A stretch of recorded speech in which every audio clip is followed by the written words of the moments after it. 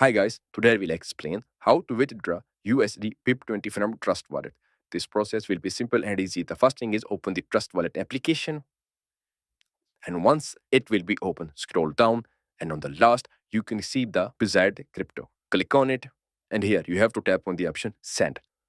On the top you can see the domain name. Here you have to paste that address in which you want to withdraw your amount.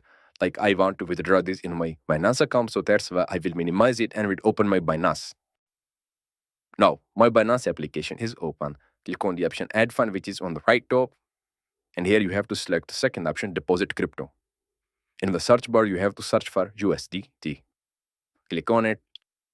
And on the second number, you can see BNB Smart Chain BEP-20. Click on it. Simply copy the second address. Now let's go back to our Trust Wallet. Here, you have to paste that address which you copy from Binance.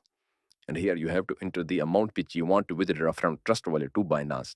And then click on the option Next. Then your BEP-20 will be transferred to your Binance account, and it was a way by which you can do it easily.